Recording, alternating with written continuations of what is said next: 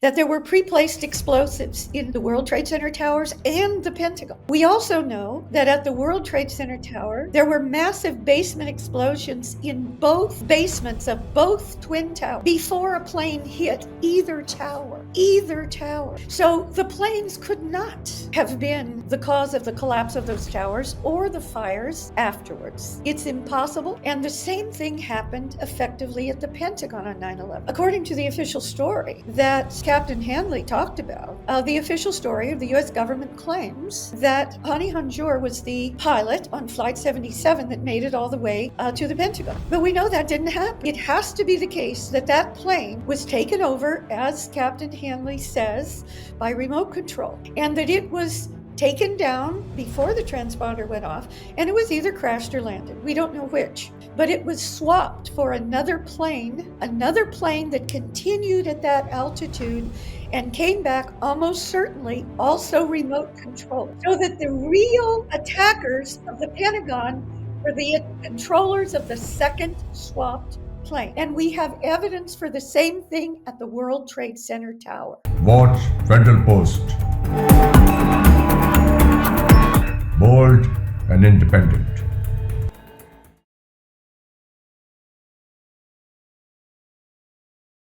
Hello, good morning. This is Hassan Zafar with Talking Politics. I am joined by Barbara Honegger from California, United States. Thank you very much, Barbara, for joining me. Let me have this opportunity to introduce you. I have your introduction before me. Barbara Honegger worked as a researcher at the Hoover Institution before joining the Ronald Reagan administration as a researcher and policy analyst in 1980. Honegger headed Reagan's Gender Discrimination Agency review before resigning in August 1983. And at present, she is the chairperson of the Lawyers Committee that is investigating the 9/11 attacks that took place 24 years ago. So here we are, Barbara.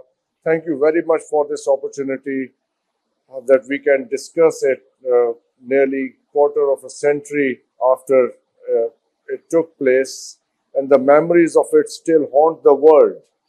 Yes.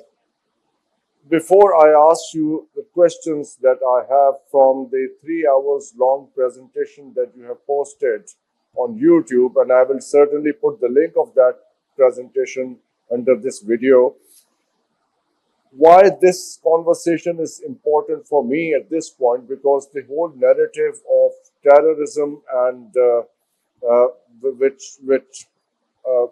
was built around these 9/11 attacks. We have had a skirmish, a conflict with our neighbor India, and their team is visiting the United States, headed by Shashi Tharoor, who is a parliamentarian from India, and he visited them. Let me just read the memorial in New York City very recently during his visit, paying tribute to the victims of 9/11, because the entire Indian narrative of Pakistan's involvement in terrorism, which is mostly Muslim specific, things appear to be connected. And this discussion might help us understand where it all originated from. So here we are. Please give us a summary of what you know, and also connected with Dan Hanley's claims, whom I interviewed a few days ago. Over to you, Barbara. All right. So can I ask, do we have an hour Of approximately? course. We have plenty of time. You take Okay. your time to explain it for the audience, how it all began and where we are at the moment. All Over to right. you. And if it's all right with you, I'd like to add a couple of points to my background, to my bio, that you didn't mention that I think are important. Is that all Certainly, right? please do. Yeah. Yes. Well, in addition to what you mentioned about the Reagan administration, the first Reagan administration with President Ronald Reagan and Vice President Bush Sr., I was a policy analyst in the domestic policy side of the West Wing of the White House.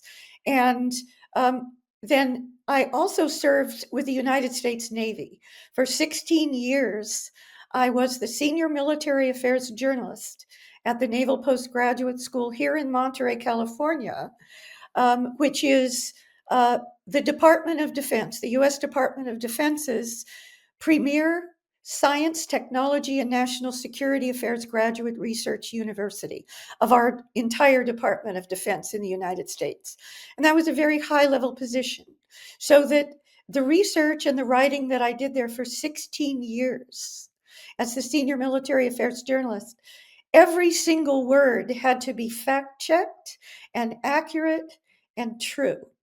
And all of my research that I'm going to give you the information about, and the research of my colleagues in the 9/11 Truth Movement in the United States and Europe and the rest of the world, are just as factual as the articles that I wrote for 16 years for the United States Navy.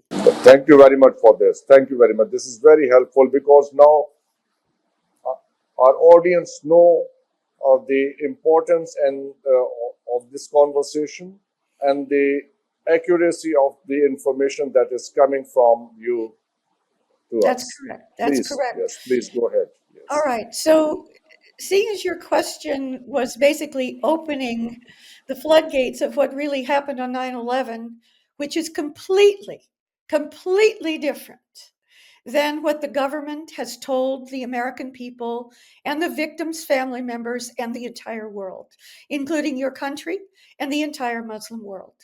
All right.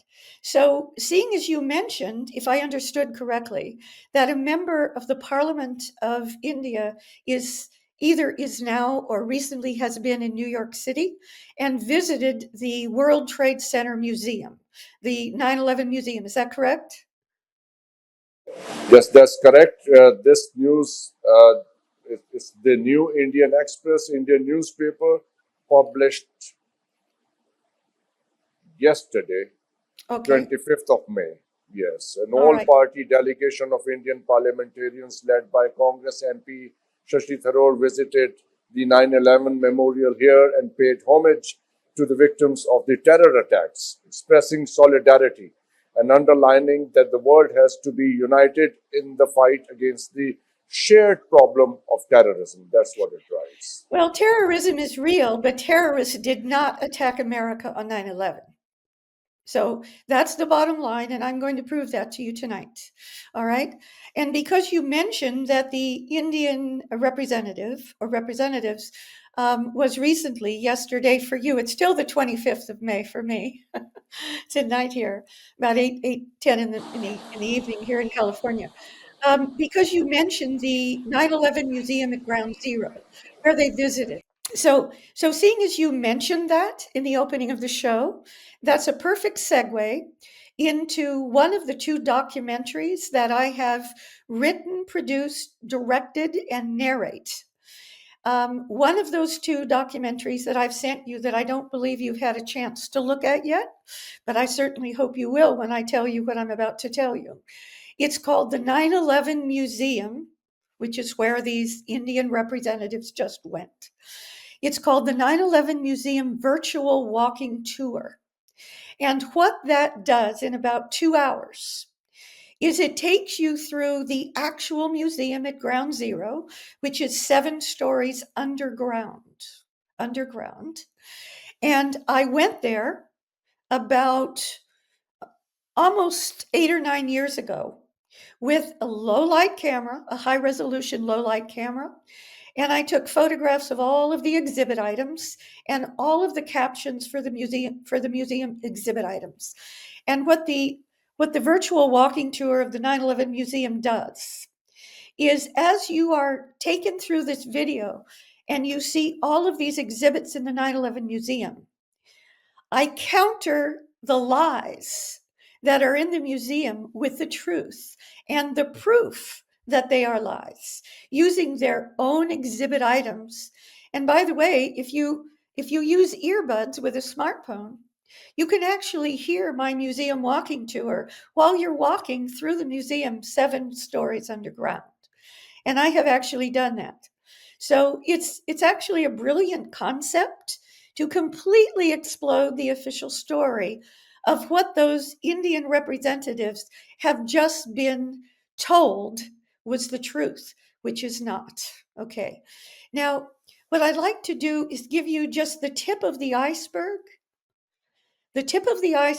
of what really happened and didn't on 9/11 at all of the different locations of the alleged attacks. All right?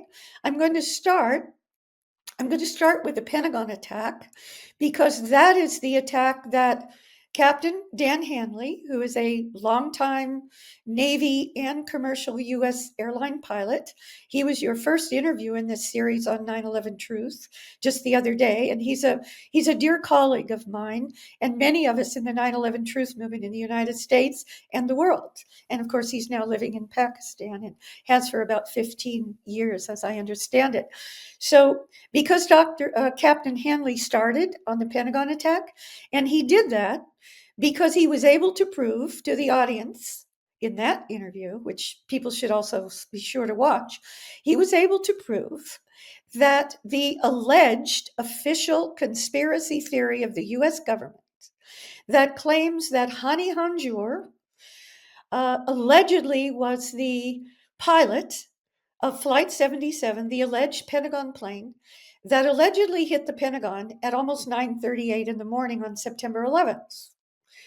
Well, Captain Hanley proved, with all the evidence that we have that are facts, they're not theories, that Hani Hanjour couldn't even fly and pass a test in a small Cessna, a small airplane, let alone a Boeing 757, which is the official story, flying at about 550 miles an hour in a completely impossible 270-degree downward spiral before barely coming in allegedly, but falsely according to the government, hitting the side of the Pentagon in the west side, in the west wedge. That is the official story. And Hani Hanjour simply was not in control of the plane at the Pentagon on 9/11. Now, that's just the tip of the iceberg, however. And it's just the tip of the iceberg because my own research, which is not only summarized in the 9/11 Museum Walking Tour, my second documentary, but it's in detail. It's detailed in the documentary that you have watched, which is called Behind the Smoke Curtain: What Really Happened at the Pentagon on 9/11 and What Didn't, and Why It Still Matters So Much. So that documentary, you're going to be putting the link in the show notes under the video when you post it, because I know we're recording tonight for a show that will be posted and aired soon, probably next day or two. And so now I'm going to give you just the tip of the iceberg of what we know really happened at the Pentagon, because it's mind-blowing. And what's really important about what we know really happened at the Pentagon, which completely refutes the official lie that a Muslim hijacker was flying a plane into the Pentagon. That did not happen. I'm now going to tell you what we know did happen. And there are still pieces of evidence that the government is withholding, critical pieces of evidence. For instance, the most important video of the plane, whatever happened actually at the Pentagon with the plane, the government has not released it in 24 and more years. And there's a reason for that. But we are able to know what actually happened from many other lines of compelling lines of evidence that I'm now going to detail for you.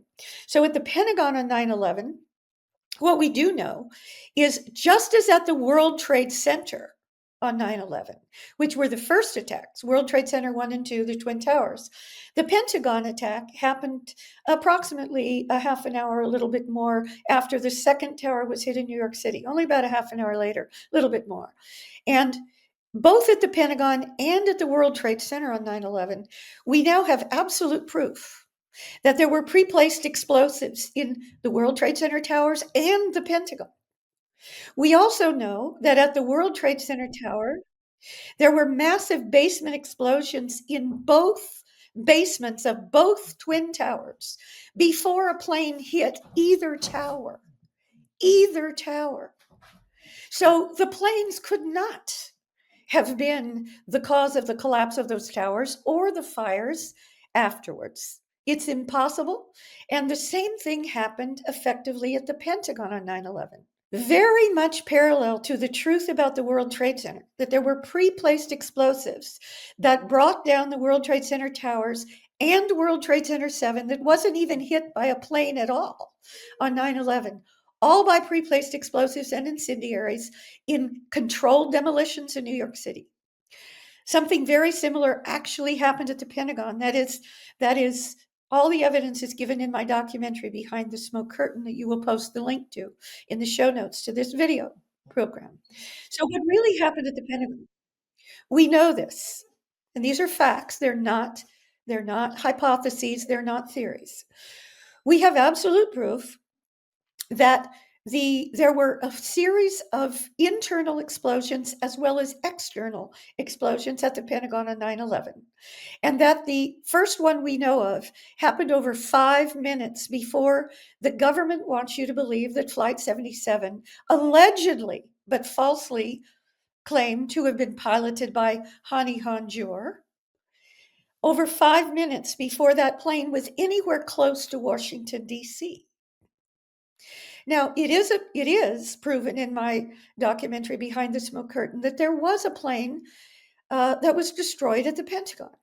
But it was destroyed there about 5 minutes and 16 seconds before Flight 77 was even close to Washington, D.C. And it was not destroyed at the Pentagon anywhere close to where the official lie of what happened at the Pentagon with Hani Hanjour happened. The official lie is that Hani Hanjour struck the side of the building at a particular place at column 14 on the west wedge, on the west side of the Pentagon. However, all of the actual plane debris that matters is almost 120 to 150 feet further to the left or north along the wall. And that plane was destroyed over 5 minutes before Flight 77 was anywhere close to Washington, D.C. All right. And we also know that there were massive pre-placed explosions from pre-placed explosives going off inside the Pentagon over quite a long period of time, including pre-placed explosives that went off in the Naval Command Center, which wasn't even on the outside ring. We also know that whatever took out the Army part of the Pentagon, which was on the outside ring, where Hani Hanjour's plane allegedly hit the wall but didn't. We know that those pre-placed explosives. And one more thing, it's in your documentary that the reinforced concrete walls of the Pentagon were impenetrable for this kind of explosion, this kind of plane, because you have also shown the images of a plane colliding with a bridge, and it could not completely destroy that wall that was comparatively less reinforced concrete than that of the Pentagon building. That is correct. And Yes, not only yes. that, that's correct. And the official lie, this is all in my documentary, the official conspiracy theory of the government that Hani Hanjour, allegedly Muslim pilot, did it. The actual facts are that, and the official story, the official conspiracy theory claims that not only did the plane get through this impenetrable wall, it would have been completely destroyed outside the wall. But they claim it not only got through the wall, but that it was turned into a kind of slurry, and that slurry somehow went through 3 rings and through a series of walls, and then punched an almost perfectly round so-called exit hole on the inside of the third of 5 rings in. These are simply lies. They are simply lies. And so at the Pentagon, we know that the official story is false. And we know that the real story is a combination of a plane, yes, that was destroyed there, but it could not have been Flight 77. Now, I'm going to tell you why that's very, very important, because according to the official story that Captain Hanley talked about, the official story of the U.S. government claims that Hani Hanjour was the pilot on Flight 77 that made it all the way to the Pentagon. But we know that didn't happen.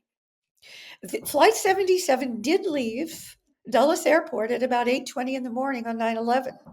However, it was tracked by air traffic control, FAA air traffic control, and this is all in my documentary. And the air traffic control in Indianapolis, Indiana, which was about halfway on the trajectory before the official story says the plane turned around and came back, heading back towards Washington, D.C. and the Pentagon. Indianapolis air traffic control tracked that plane before the transponder was turned off. And before the transponder was turned off, it showed the plane going down a minimum of 6,000 feet before the transponder was turned off. And in fact, it had gone down so far that Indianapolis FAA air traffic control reported it likely crashed to Air Force search and rescue. Now, the official story claims that Flight 77 did not descend at all until it got further along going west towards California, its original destination. And then the official story says it turned around while it still had not descended at all. And only on the way back towards Washington, D.C., the official story claims that it started to descend. If Flight 77 never headed toward these targets, then what did? That remains a question. And there are testimonies. That's very That important. there are testimonies, fake testimonies that you have also pointed out. This was C-130 pilot who saw, which is untrue, Lieutenant Colonel Steve O'Brien. And then you have another testimony, Daniel O'Brien. If you like to include these points too. Yes. So what's very important to answer your question is the evidence has to be, the truth has to be that the plane Flight 77 that may or may not have had Hani Hanjour and the other alleged hijackers on it. That's actually a question that the movement is still asking. But let's assume Hani Hanjour and the other 4 alleged hijackers were on the plane that left Washington, D.C., Dulles Airport.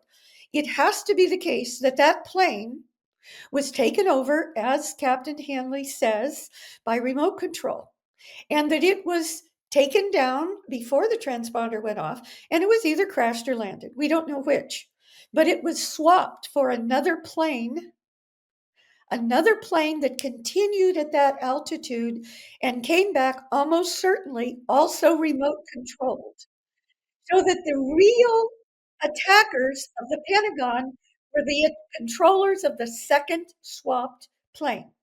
And we have evidence for the same thing at the World Trade Center tower. One more thing. As you explained, the nose of these Boeing aircrafts is not a very solid material. They're like It's like fiberglass. Fiberglass. Yeah. So the whatever objects hit these buildings, their noses were probably made of some reinforced material that could go through those columns that were solid concrete material. And Now those, you're talking about you have to be talking about the World Trade Center now, right? yes, World Trade Center as well as the Pentagon building, both buildings, because they were reinforced steel material through which these fiberglass could not really penetrate. Well, And there is also this. It didn't Yeah, penetrate. and there is also that story of the fuel storage in the wings and the one at the bottom of the aircraft. So, which one needs to be burned first, and the wings come later? So, Correct. yeah. The wings, if the official story were true at the Pentagon, which it isn't, the wings would have been completely full. Those fuel tanks in the wings would have been completely full. And if it had hit the building, there would have been a massive fireball far greater than the one that happened. But that isn't what happened. What happened almost 5 minutes and 16 seconds before the official story says Flight 77 was anywhere close to the building. It was miles and miles away from Washington, D.C., when an actual large but smaller plane, probably a 737, approached the Pentagon and hit the heliport with its left wing and That's the big fireball you see, because that wing was full of fuel. All right. And we do have the debris from a rather large plane, but couldn't have been Flight 77, all around the heliport, which is 120 to 150 feet further to the left or north along the wall from where the government falsely claims that Hani Hanjour hit in Flight 77, which he didn't. And And let's assume if there was any explosive material within the buildings, the forensic examination of the debris should have revealed it. Do we have that kind of evidence too? well, I'm glad you asked that. One of the most important witnesses who, as you know, is in my documentary Behind the Smoke Curtain is April Gallup. And she was working in the Army area on the outside wedge, which the official lie claims Hani Hanjour's plane hit at 9:37 and 46 seconds, almost 9:38 in the morning. And her office was not very far. It was right by the outside of the building, and it was not very far from the alleged official conspiracy theory impact point, which didn't happen. But if the official story were true, she would have had to have. There was a huge explosion near her desk that killed many, many, many people and almost killed her and her 3-month-old infant son. But luckily, she and her infant son got out with many injuries. However, they're alive today. And her testimony under oath, and she has sued the government, by the way, as well as our Lawyers Committee for 9/11 Inquiry. There have been many lawsuits against the United States government for lying about 9/11, but we'll get into that a little bit later, what specifically we have done to sue the government. But in April Gallup's testimony under oath is that she didn't smell any jet fuel.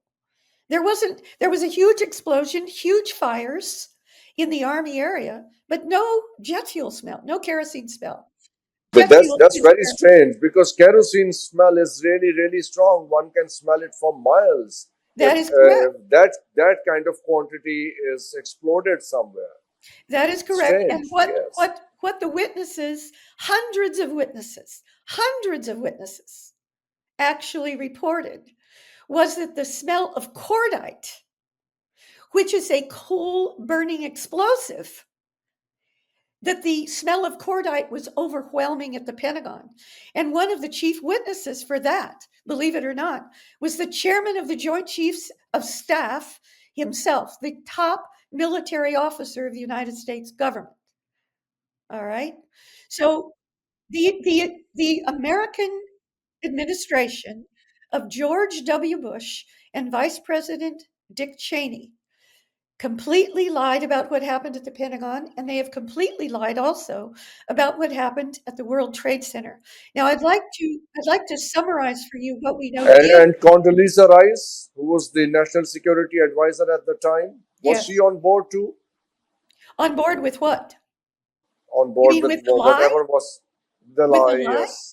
Oh, With the official absolutely. lie, yes. Absolutely. In fact, when I was at the Naval Postgraduate School as a senior military affairs journalist, there were many top officials, both elected and appointed, and military officers from the Pentagon and the White House and, the whole U.S. government and military and intelligence who would come to the Naval Postgraduate School.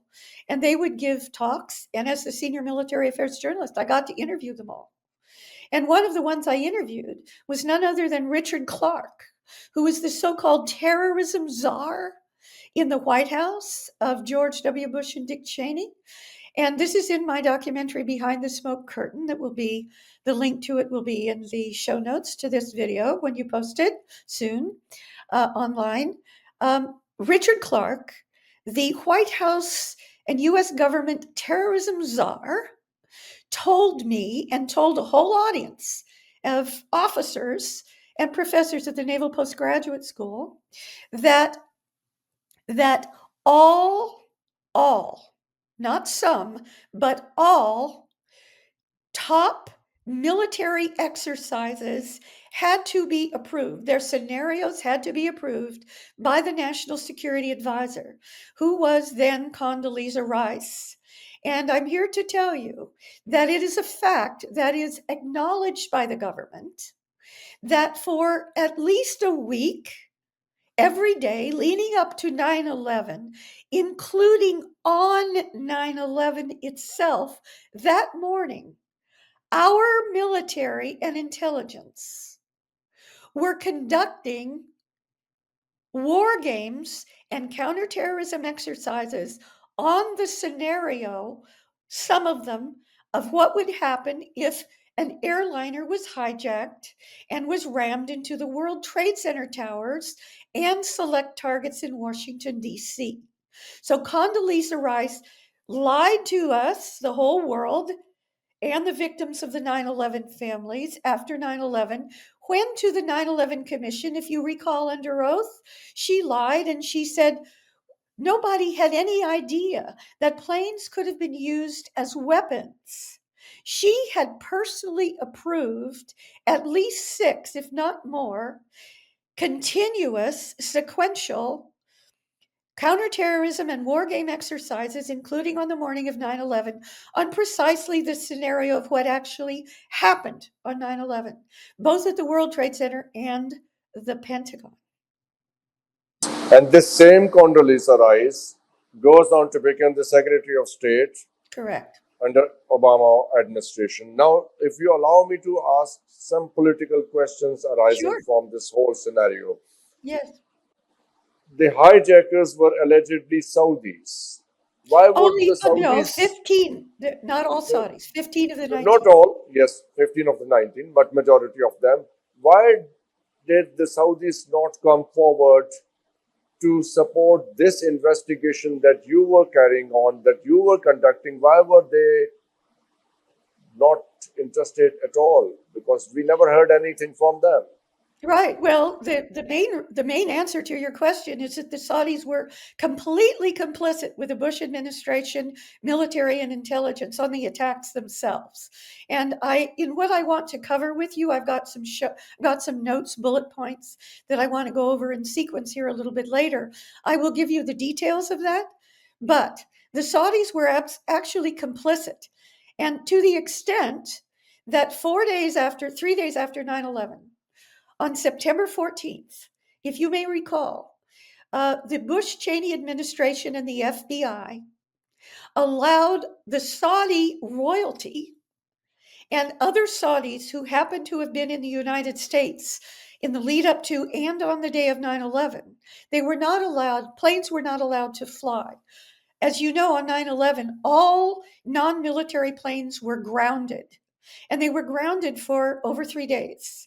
And the first commercial plane, it was a special charter flights that were allowed to leave the United States, were with those Saudis. They were with those Saudis. And 3 days right after those planes successfully left U.S. airspace, Condoleezza Rice, the National Security Advisor, President George Bush, Vice President Cheney, and The Saudi Prince ambassador Bandar, Prince Prince Bandar. Yes, I Bandar, who remember. was Yes, I the remember. Saudi ambassador to the United States before, during, and after 9/11, they celebrated with cigars. Celebrated on We saw those pictures too. on If the I can White clear, House if I veranda. can, yes, yes, yes. Yes, yes. The Saudis were complicit, and the other proof that the Saudis were complicit. There are many lines of proof, of course, but the other proof that the Saudis were complicit, one of the major lines of proof, but just the tip of the iceberg again, is that for almost 16 years, through both terms of the Bush-Cheney administrations, all 8 years, and almost all 8 years of the 2 terms of the Obama-Biden administrations, both administrations refused to allow the declassification of a single chapter, only one chapter, that was 28 pages long, in the first official U.S. government investigation of the attacks. That was not the 9/11 Commission. The first one before the 9/11 Commission by a year and a half was by the joint Senate and House of Representatives Intelligence Committee investigation by the U.S. Congress. And they published a report before the 9/11 Commission started its work, just before. So the 9/11 Commission, kind of their work was based upon the report of the Joint House Senate Intelligence Committee investigation of 9/11. And that report was completely made public except for this one chapter. And it's an infamous chapter of 28 pages called The 28 Pages. And the 9/11 Truth Movement, including the Jersey girls whose husbands died in World Trade Center 1, and if it weren't for their incredible lobbying of the Bush-Cheney White House, there would have never even been a 9/11 commission. They forced the commission into existence. So over almost 16 years, the Jersey girls and the entire 9/11 Truth Movement tried to get the 28 pages declassified, and they did not succeed. And finally, in the last moments, the very last moments of the Obama-Biden second administration, just before Trump, after Trump was elected in 2016 in November, but before he became president, shortly after he was elected, I personally got the strategy for getting the 28 pages released. And within a couple, 2 or 3 weeks of that strategy being implemented, I don't need to go into exactly what it was, but it was a brilliant strategy and it worked. And the Congress itself declassified and released that document, still with a few censorships, redactions, but you could read almost all of the text. And guess what? The reason that both the Republican administration and the Democratic administrations for almost 16 years had refused to release it, but they finally were forced to because they knew Trump was about to come into power and might release it for them. It was revealed that it was all about the Saudi connection. It was all about the Saudis, including personally Prince Bandar, who was the Saudi government's and the royal family's. The royal family is the Saudi government, but he was the royal family's and the Saudi government's U.S. ambassador to the United States before, during, and after 9/11. And the whole 28 pages, once it was released in almost unredacted form, there are 17 references to Prince Bandar alone, and the fact that his wife financed a minimum of 2 of the alleged Saudi hijackers, who happen to have both, Al-Hazmi and al-Bidar, who happen to have both been, not coincidentally, by the way, on the alleged Pentagon plane that Hani Hanjour did not pilot into the Pentagon. That makes it very, very interesting.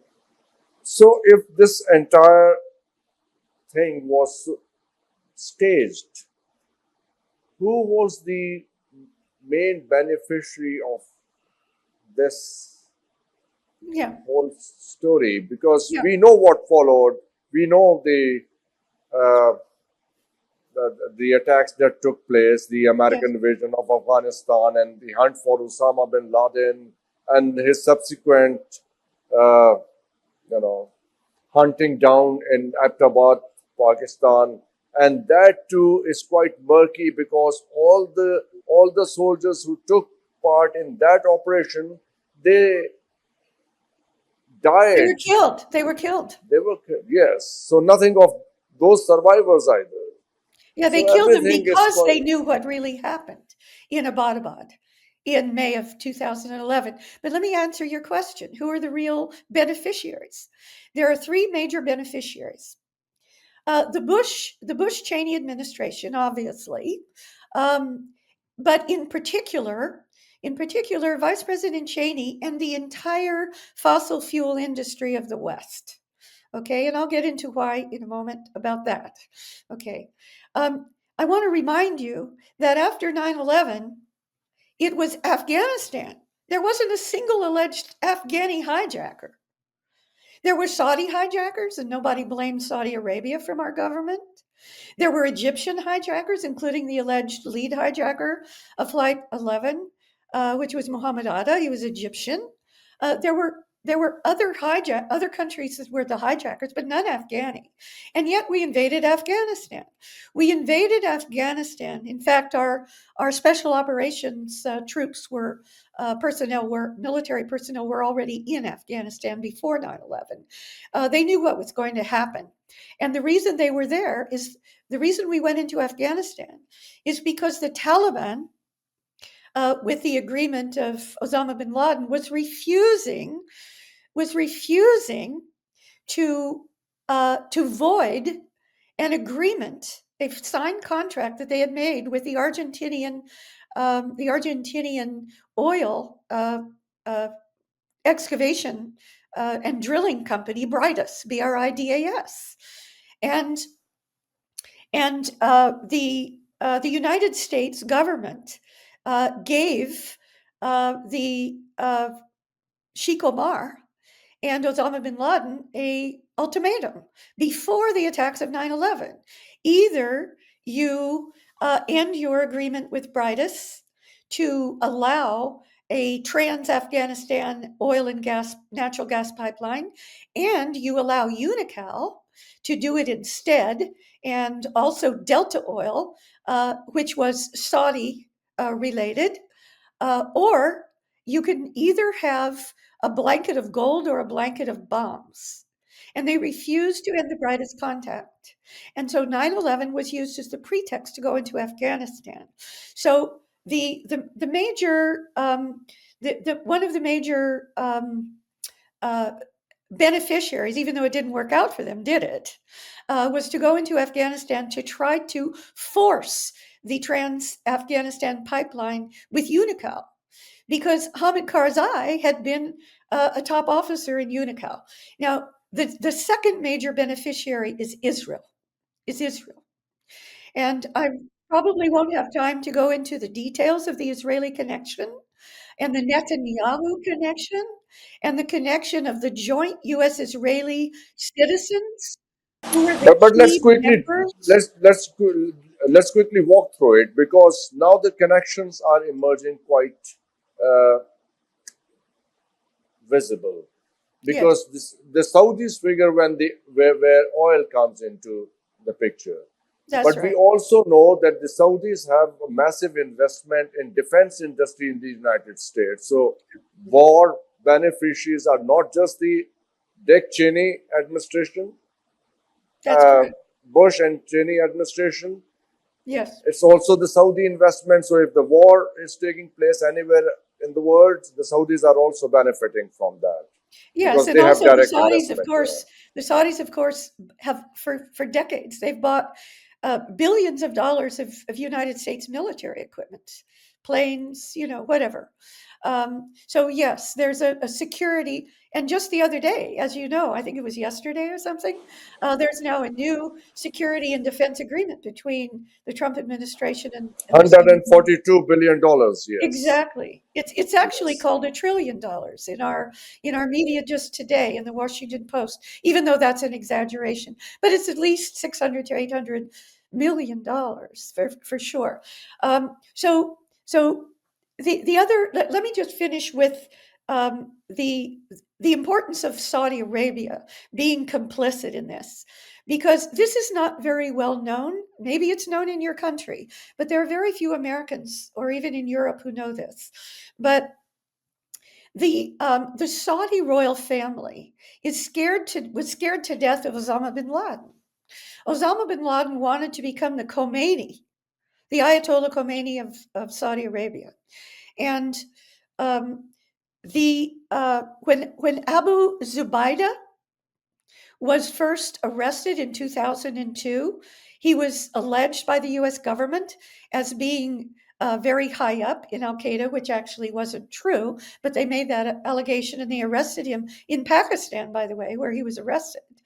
And when he was tortured, he was terribly tortured. When he was tortured, he was tricked into believing that the interrogators were from the Saudi intelligence at the beginning. And when he was told that they were from Saudi intelligence, even though they weren't, and this is all in a book called While America Slept by Gerald Posner, which you should read. When he was told that, and he believed at the beginning that they were from Saudi intelligence, he wasn't fearful. He was relieved. He was excited. He said, "Oh, this is wonderful. Just call these 3 Saudi princes and who are close to the king, and they will tell you. They will tell you what really happened on 9/11 and my involvement, and they will force you to let me go." Okay? Now that's really important. All right? And what he revealed to the US interrogators from the FBI and the CIA, it's in Posner's book, While America Slept. That was a very early book, by the way, not long after 9/11, revealing this. What Abu Zubaydah also told his interrogators, very important, was that, let's see, just slipped my mind. He also told his interrogators, let me get to my notes here. I've got it right Yeah, here. yeah, please take your time. We are Yeah, not in a hurry. And I want to come to oh, here Afghanistan we after go. Here we this. go. Here we go. That. Okay, so during his interrogation after his capture in Pakistan, Abu Zubaydah named 3 Saudi royal princes as having been fully knowledgeable in advance of the attacks, and also told them, this is very important, but I couldn't quite remember there, that the Saudi royal family had an agreement with Osama bin Laden that they were okay with anything bin Laden did as long as he didn't try to attack Saudi Arabia itself and try to take over the government and force the Saudi royal family, the Wahhabis, out of power. Okay?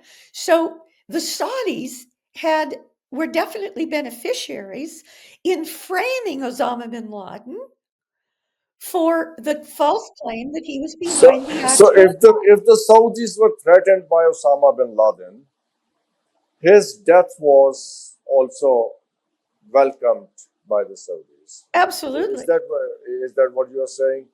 Yes, but most of us in the 9/11 Truth Movement, and I will give you the book. It's by the dean of the 9/11 Truth Movement. It's called Bin Laden, Dead or Alive, and it's by Professor David Ray Griffin.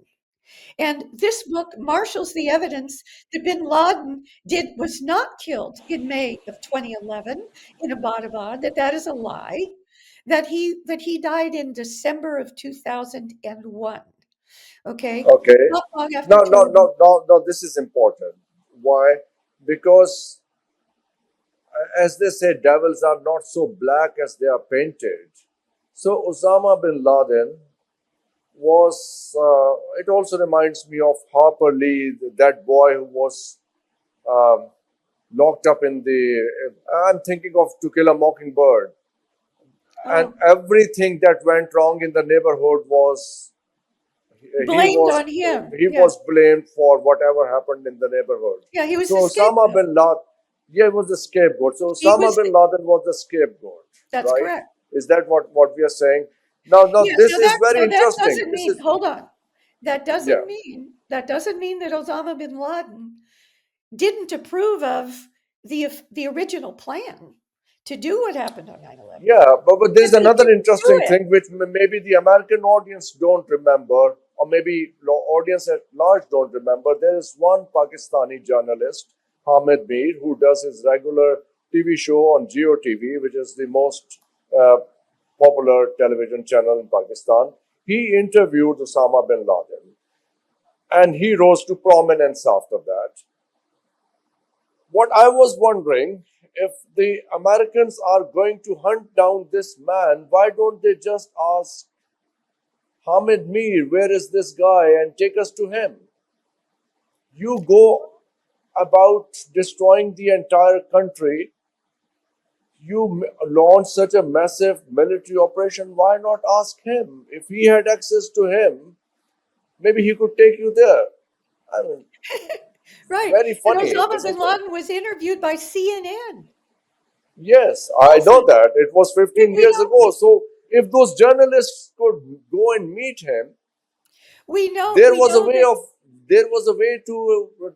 to find him wherever he was. Osama bin Laden was a long time major agent of the Central Intelligence Agency, and his AKA, his code name, his name to the CIA was Tim Osman. He was, of course, right central in arming the Mujahideen in Afghanistan to get the Soviets out. He was a CIA asset for years and years and years, and was So, allowed to raise money in the United States for years and years and what years. happened in Aptabad then, which everybody was watching in the Situation Room alongside President Obama? What was happening there? Well, they What were weren't. they looking at? What Yeah, were they well, looking at? there was a tall man who was shot in the. By the way, he was shot in the eye and the face, so that you could not tell if it really was the face of Osama bin Laden. And when the body was But taken Barbara, out, DNA could tell whosoever that guy was. well, if they'd been there, but they weren't. Yeah, but they weren't. But the official story of Abbottabad in May of 2011 is that our special forces went in, and they stormed. The one of our top secret helicopters crashed on the wall, and they stormed up into Osama bin Laden's room, where his wife and his son. They shot his son, who died on one of the stairs, trying allegedly to defend his father. And then they went into Osama bin Laden's room and shot him in the head, in the face, so that you couldn't see, even if they had photographs of the face, you couldn't tell if it was him. And then the CIA declared. And by the way, the director of the CIA at the time was one of my immediate neighbors here in Carmel Valley, California. That's Leon Panetta. And he lied through his teeth. Okay. Leon Panetta lied. And the CIA, headed by Leon Panetta, within much too short a period of time, before you could even get the result of a reliable result of a DNA test, said, "Oh yes, it's Osama bin Laden." Okay. Well, they claimed that they tested it against the DNA of one of his female cousins or something who lived in the United States, when they claimed that his own son, that they could have taken DNA from, was dead on the stairs there, and they took his body out as well. And then they alleged they took the bodies into a body bag and put them on the helicopter that got out, and that the body was then put on the aircraft carrier. I think it was the USS Carl Vinson. Anyway, it was an aircraft carrier, and the only way that the commander on the aircraft carrier so-called identified Osama bin Laden was to rip his body out of the body bag, and have one of his. He said to all of his Navy personnel who were standing there, "Are any of you 6'4"?" And he had him lie down next to the body, and he said, "Yep, that must be Osama bin Laden. We're told he's 6'4", and they allegedly dumped him into the ocean. There's absolutely no proof that Osama bin Laden was killed or So, died. so, so the Netanyahu story, if you like to briefly connect the dot there too, and I have two more dots in mind. One is the Russian oligarchs, and the next is the Indian oligarchs, Adani, Well, for you're going to example. have to tell me about the Russian and Indian oligarchs, because I don't know about that. All right. But I can tell you about the Israel connection. Yes, please go ahead. Then, Okay. then I'll connect the two All right. dots So for you you. asked about the beneficiaries. The top three beneficiaries we've already gone over. The American government that had to have been complicit. Only the American government, its military and intelligence uh, individuals who were complicit in the inside attacks, could have possibly been in control of the planes that had to hit the towers after there were already deep basement explosions in both towers before either plane hit. It had to be the case. It was an inside job. Okay, so the first beneficiary were the people in the government who wanted to get uh, to get U.S. and Western corporations in charge and having the profits from a Afghanistan pipeline. Okay, that's number one. So it was the fossil fuel community in the Western world. That's number one. Number two was the on the Israeli side. The Israelis didn't really care about Afghanistan. They wanted to go immediately into Iraq, but the CIA prevailed. George Tenet, who was CIA director, prevailed at the time to go into Afghanistan first because that was priority number one for them about the Trans-Afghanistan pipeline. Try to take control of that, take it out of the hands of the Taliban, who had signed the agreement with Brightest Corporation and not Unical and Delta. Okay, and we've also talked about the Saudi connection, how Osama bin Laden being set up as a patsy and a scapegoat to be blamed on the attacks of 9/11 was in the interest of the Saudi royal family, who were in fact scared of him. They were scared of his becoming an Ayatollah Khomeini of Saudi Arabia, so they got rid of him. And they did that in complicity with the United States Bush Cheney administration, intelligence and military, U.S. military. Okay, and the real beneficiary, of the overarching plot were the Israelis, and in particular, the dual U.S. Israeli citizens who President Bush, Dick Cheney, and Condoleezza Rice, and Donald Rumsfeld, the Secretary of Defense, had identified and placed in all of the top intelligence, military, and political civilian government positions necessary to plan, carry out, and cover up the actual attacks of 9/11. And these were many of them were dual U.S. Israeli citizens, and they were also signatories. In my documentary, Behind the Smoke Curtain, there's a slide of the signatories of the Project for New American Century manifesto, which was published exactly a year before 9/11, September of 2001, which called for a new Pearl Harbor, a catastrophic attack on the United States mainland in order to trigger the Congress of the United States and enrage the American population into attacking Iraq. So it was after we first went into Afghanistan that the anthrax attacks happened, right afterwards, the so-called second wave of attacks. And at the beginning, a false claim was made by the FBI that they had found bentonite or bentonol in the anthrax that were in the anthrax letters. But that was a lie, and that was finally admitted as not being true by the FBI when they identified the actual alleged anthrax attacker as being from one of our own military facilities at Fort Detrick, a biodefense facility of the United States military itself. Okay. But the important thing is that the Israelis tried through the anthrax attacks and their infiltrators in the FBI, they tried to blame Iraq and Saddam Hussein for the anthrax attacks, and that failed. But most importantly, only about 2 weeks after 9/11,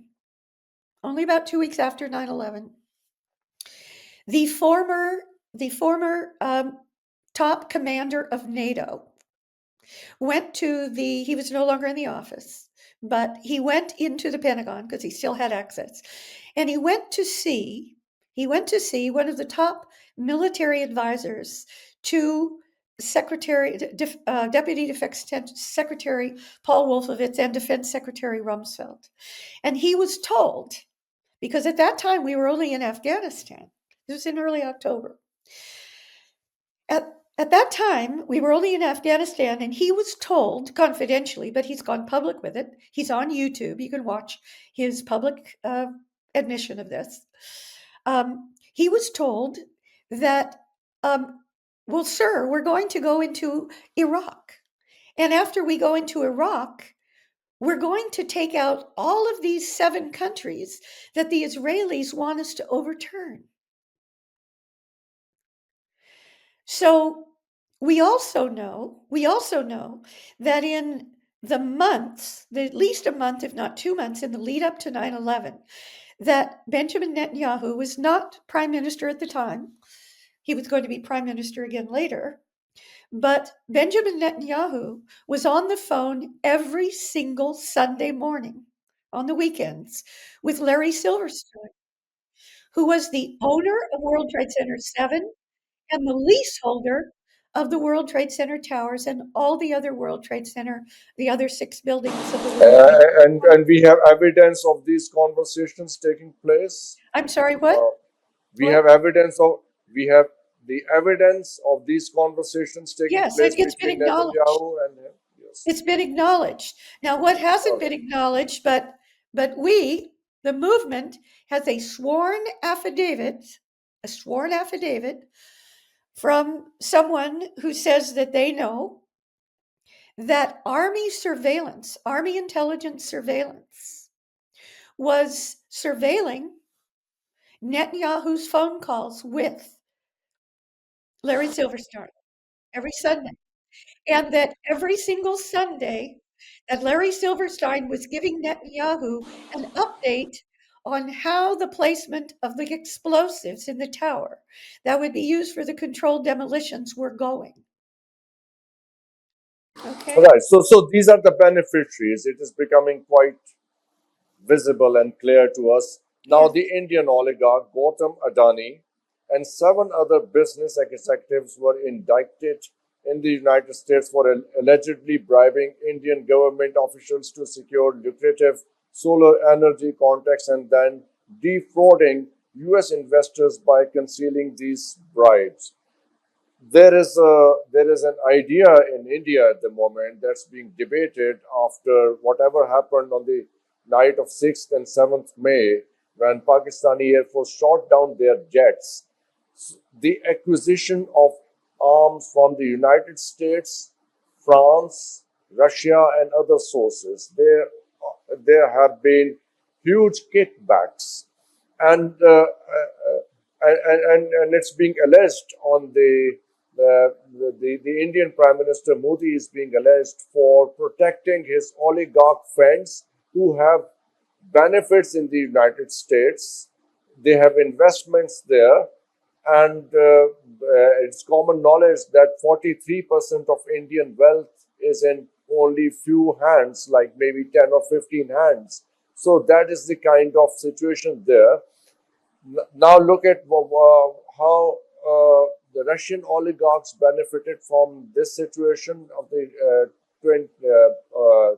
9/11 situation. There is a theory which is probably it was Professor Mearsheimer or Jeffrey Sachs. I don't clearly remember who did it, or maybe it was in a joint talk by these 2 professors. That how they how the Afghan invasion benefited Russia. The Americans got busy there. The oil prices go up.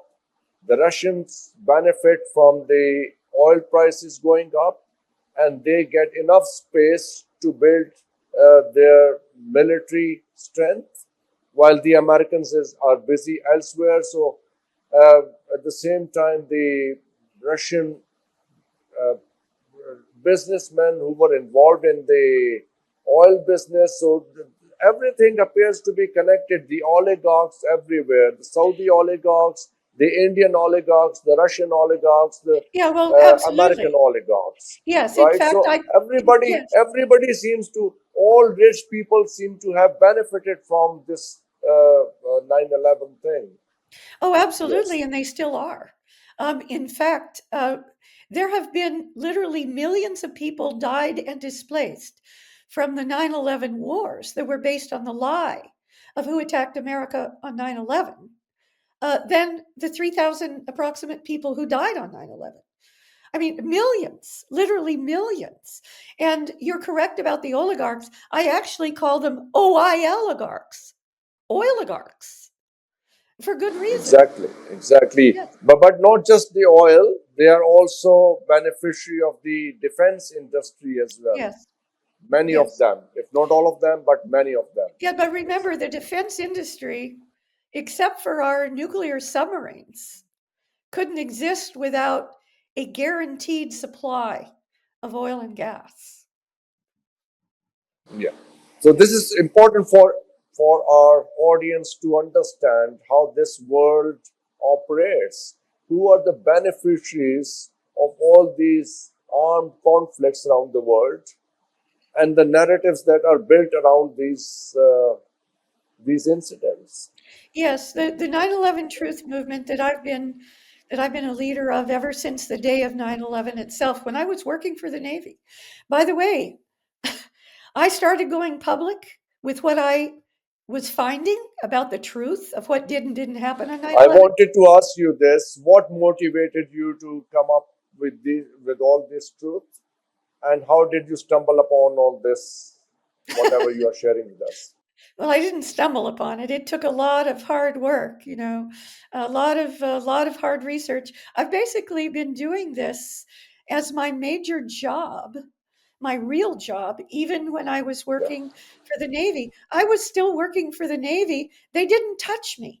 They protected me for 11 years while I was going public with what I'm telling you. The United States Navy must have liked what I was doing. And there's a reason for that. The reason for that is that they must have known what is in my documentary and proven in Behind the Smoke Curtain. And that is that it was the Naval Command Center 2 rings into the Pentagon, not on the outside where the plane allegedly hit and didn't, with Honegger allegedly at the controls, which he wasn't. The Naval Command Center was destroyed by pre-placed explosives, and they know that. And so they couldn't do it themselves. They'd lose their top military positions in the Pentagon. But they must have liked what I was doing because I made sure they knew about it. And I'm for sure. 11 years until I retired from the US Navy in 2011, um, I did exactly what I'm doing with you. Okay, so last question, and if you like to share anything else, maybe we can do that in another session later on. Well, I would like to briefly tell you, if I could, what the Lawyers Committee for 9/11 Inquiry does. I'm the chairman of the board of the Lawyers Committee, and I do need to simply say up front, before I tell you what the Lawyers Committee has achieved in the United States and what its mission is and what we have done in the court system in the United States, I need to say that I'm doing this interview as an independent researcher, documentarian, and activist in 9/11 Truth. Even though I'm the chairman of the board, I am not doing this program in any official capacity with a lawyers committee. And however, I can tell you, of course, what you can learn anyone can learn from going to our website. I'm going to tell you what that is. And I've given you the link. I'll say it now. And maybe you could put the link in the show Definitely, yeah, I'll notes. put that link too, and I'll put the link to that museum documentary as well Yes, and also in the Behind the Smoke description. Curtain. Yes, And I'm going to give you a yes. better link to Behind the Smoke Curtain also than the one that you watched. It's more recent. But in any case, the Lawyers Committee website is LC. L is in Larry, C is in Charlie. That stands for Lawyers Committee. So it's LC4, FOR, 911.org. So that's LCFOR 911.org. And when you go to the Lawyers Committee website, we've recently updated and upgraded it. At the very top of the homepage, there's a horizontal menu, and you click on the few items in that horizontal menu, and you want to click on one that says, I believe it's our legal filings or something like that. And then there's a little drop down menu, and in the drop down menu, you will be able to click on and read our entire World Trade Center grand jury petition, which was filed in April of 2011, way back in April of 2011. That's now what, 8 years ago? That's Excuse me, not 14 2011, years ago, yes. 2018. I'm 14 years. sorry, 2018. Yeah. Okay, I 2018, meant right, 8 years ago, 2018. yes. In April of 2018, we filed the World Trade Center grand jury petition on which the plaintiffs, this was a lawsuit basically, we filed it with the U.S. Attorney for the Second Federal Circuit in Manhattan, which is the jurisdiction for the World Trade Center attacks, for any court cases that are connected to the World Trade Center attacks on 9/11. And for that matter, for any of the attacks, including the Pentagon attack or anything, anthrax, they all send them up to the Second Circuit in New York for some reason, anything to do with terrorism at all. No other court in the United States takes a terrorism case except the Second Circuit in New York. So we filed with the Second Circuit in New York in April of 2018, and you can read our grand jury petition. And as part of the grand jury petition, there are 60 evidentiary exhibits. Now, these evidentiary exhibits prove there's a legal term called dispositive evidence. And the court system, a judge or a jury, is told that dispositive evidence is evidence that is proven beyond any shadow of a doubt. And in addition to that, it alone, standing alone, can refute a lie. Yes, and when that happens, what changes? That's a very interesting, curious question to ask. When this is established in the court that this entire thing was a lie, then what happens? Well, I was about to tell you. So the government, having been complicit in the attacks at the very center of what actually happened, not what they claim happened, right? At all of the sites of 9/11, all 4 planes. Because the government was complicit, they're never, in my opinion, they're never going to admit that they were complicit, that they effectively allowed themselves to kill almost 3,000 Americans and actually people from 80 countries in the world. Most of them Americans, but not all by any means. And so what happened was after we filed our grand jury petition, we got a letter back from the U.S. Attorney in the Second Circuit. And that was on November 7th of 2018, just a few months later, after we'd filed in April of 2018. We got an official letter back, which you can read on our website in that drop-down menu at the top. And the letter said that, thank you very much for your grand jury petition and your evidentiary exhibits. We, the U.S. Attorney's Office, on behalf of the Department of Justice and the Attorney General of the United States, will comply with U.S. federal law that requires us to give it to a sitting federal special criminal grand jury. Well, we waited and we waited and we waited and we didn't hear anything. And so the attorneys from our organization contacted, both by email and telephone, contacted the U.S. Attorney's Office. And they said, well, can you at least tell us if you have complied with the law? You said in the letter in November 2018 you would comply with the law. And, we realize that grand jury proceedings and deliberations are secret. However, you can at least tell us if you've given it to the grand jury. They refused to do so. They used the old CIA line, we will neither confirm nor deny. And so what we did, we tried again. We got the same line, we will not confirm or deny. And so we sued. And we went to the appeals court in the Second Circuit. And if you can believe it, some of our plaintiffs were actual 9/11 victims' family members. For instance, Bob McIlvaine, who lost his son in World Trade Center 1. And the appeals court in Manhattan, federal court, came back with their decision, and they said, even Bob McIlvaine, even someone who lost their loved one in the towers, does not have standing to sue. You can't even get through the courthouse door to get your question answered. We will not tell you if we've given it to the grand jury even. And so we appealed to the Supreme Court of the United States. Now, the Supreme Court is asked to take so many cases that they only take less than 1%. They reject 99.5% of all the cases that they're asked to take every year, every term, and they did not take our case. So what that means is the Department of Justice, through the U.S. Attorney in Manhattan, has said that we don't, Nobody has standing to get an answer to that question. Now, that doesn't mean we're giving up. We have a backup strategy that we're about to pursue. And believe it or not, the same federal statute, this is passed by Congress, that required them to give it to the special criminal grand jury, but they won't tell us if they did or not. That same federal statute passed by the US Congress also gives a second option. And that backup option is to go to a judge and to ask the judge to give it to the grand jury. Now, the problem is that federal statute, the US federal law, that requires the US attorney to do it, makes it optional for a judge. However, every single day that goes by, the 9/11 truth movement gets more and more proof, more and more sworn jurat affidavits from eyewitnesses. And so when we submit it, which we almost certainly will do, to a judge in New York, in Manhattan, in that Second Circuit, we will more likely succeed because we believe that the judge will give it to the grand jury.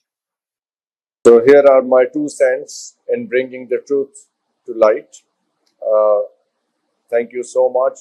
One thing I missed when we talked about all the beneficiaries, I completely forgot about Tony Blair. The Brits.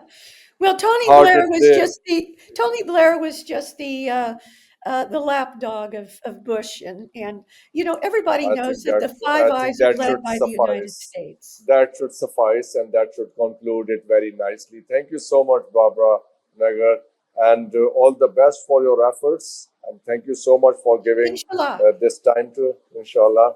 And thank you very much for watching. I hope this was helpful, but this was not the last thing we brought to you. This series of 9/11 will continue. The truth will continue to unveil. There will be more programs in this series in the days to come. Thank you very much. Take Yes, care of and I know yourself. that you're about to interview Richard Gage, who is one of my Yes, I closest am. colleagues in the movement. Yes, yes. Thank you very much, and I hope Thank to see you. you again. So, bye bye. Bye-bye.